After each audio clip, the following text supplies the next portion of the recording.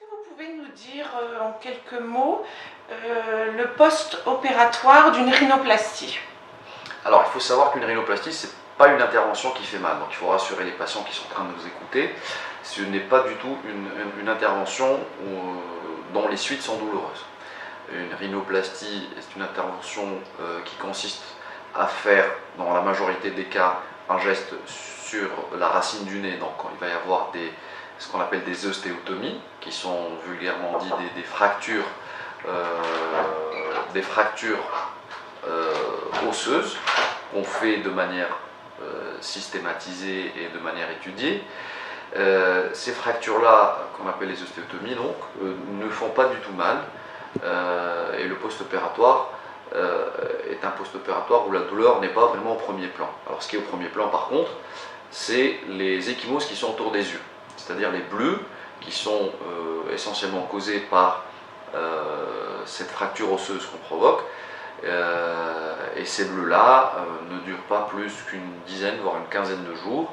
Elles laissent place à des cernes qui sont un tout petit peu marquées pendant le premier, voire le deuxième mois post-opératoire. Mais c'est vraiment infime. Les suites sont souvent marquées par ces ecchymoses-là, dont le maximum dure entre une dizaine, voire une quinzaine de jours. Alors, il faut savoir aussi que après une rhinoplastie, nous mettons en place une attelle. Avant, il y a quelques chirurgiens, il y a encore aussi d'autres collègues qui mettent ce qu'on appelle un plâtre.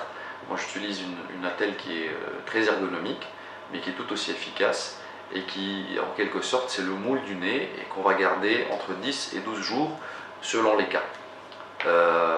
Les premières 24 heures, le patient a ce qu'on appelle un méchage, c'est-à-dire des bouts de compresse au tulle gras qu'on met à l'intérieur des narines pour optimiser la cicatrisation des muqueuses à l'intérieur du nez. Ces mèches sont en général enlevées au bout de 24 heures.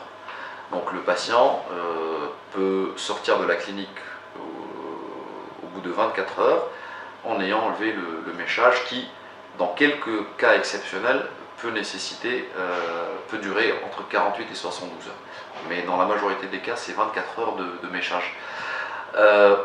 Après les suites, le traitement est un traitement anti-inflammatoire classique pour éviter d'avoir des œdèmes trop marqués, un analgésique et une antibiothérapie et des soins pluriquotidiens du nez.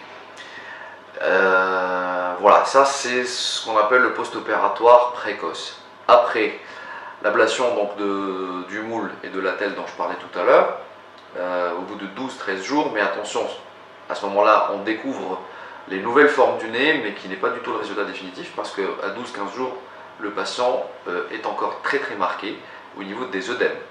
Mais on remarquera quand même un changement par rapport à l'état préopératoire. Il faut savoir qu'un nez n'arrive à sa forme définitive qu'au minimum après, entre 4 et 5 mois, où les tissus arrêtent vraiment de bouger, de cicatriser. Et encore, il y a quelques cas où nous n'aboutissons au résultat définitif qu'au bout de, on va dire, entre 6 et 8 mois. Donc il faut être patient en termes de rhinoplastie, surtout quand il s'agit d'une rhinoplastie secondaire, parce que là, les phénomènes inflammatoires et les phénomènes cicatriciels sont beaucoup plus importants et durent plus longtemps que pour une rhinoplastie primaire.